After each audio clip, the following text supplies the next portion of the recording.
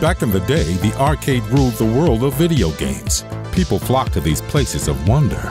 Unlike television and movies, the arcade offered the gamer an opportunity to beat the game and be top of the leaderboard. Nothing else came close. Many years later, you now have the chance to relive this and own an arcade in your home or office. Welcome to Quarter Arcades.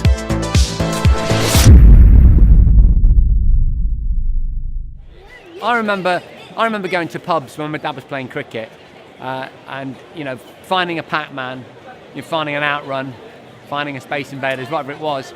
That was my youth. Yeah, that's a great question. Why is it relevant? Why is it still relevant after 38 years? Because it represents youthfulness. It represents a more simpler age. Computer gaming was futuristic. It was like something from science fiction that had found its way into a pub, bizarrely. PAC-MAN's iconic. It's the thing that got most people into video games all those years ago. So I certainly remember that being the one that really drew me into starting playing arcade machines and got me into it. We wanted to build something that people could have in their homes, in their spaces, on their desks, and could relive the sights and sounds of all the stuff they went through in the 80s. And that's why we made the machine as close as possible to the original. It was the first game that actually introduced a character that broke out of the video games. I mean, Pac-Man in the 80s was everywhere. It was on, lunchboxes, cereals, TV shows, you name it. And it was the first character, the first actual video game character. We worked very hard on actually replicating the components that actually make an arcade stick up and have them installed in this machine. So it's really like the attention to detail to get the gameplay right and make it feel right. I mean, to have the game running exactly the same is easy, but to have that feeling, the tactile feeling of that is very important to recreate the overall impression of playing an old game.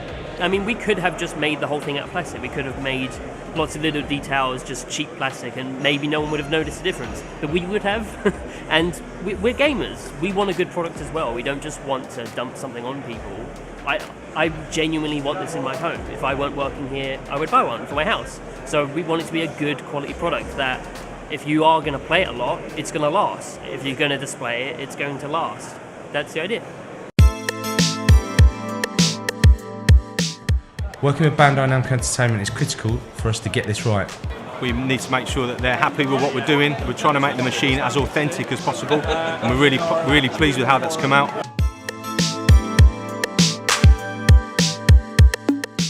When Numskull brought in the prototype to show me, I was instantly kind of like, wow, I want one of those. And usually I don't want one of anything because most things I see are just, they're okay, but they don't make me get overly excited.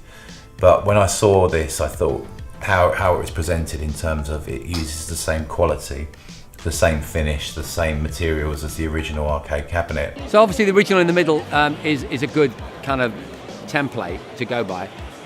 The quarter scale one it's almost identical. I mean, it's even got a kind of yellowish tinge to the backlit marquee. It's like there's a lot of detail gone into it. The edging is the right thickness in terms of relative scale.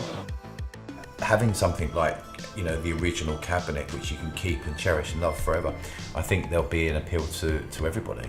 I mean, because it looks amazing. It's not something that's just a prop. Even if it was just a prop, I'd probably buy it.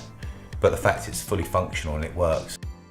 You want to relive the time spent in the arcades in the 80s, so you can actually get the experience of the controller moves 4 ways, not 8 ways. We've gone really far in on the authenticity. So yeah, it's to bring back those memories that you had of playing it. For me personally, it's as much collectible as it is a playable item. I really like the idea of having a Pac-Man machine sitting in a glass cabinet on display for people to come and see when they come around my house. I love the idea that it's one of a series of different titles. So so far they've used Galaxian and Galaga, which is possibly one of my favourite arcade machines of all time. Miss Pac-Man. So you are kind of going to be able to open your own miniature arcade. You can see what the work that's been put into this in terms of its finish and the original work, and that's what makes it, to me, more of a collector's item.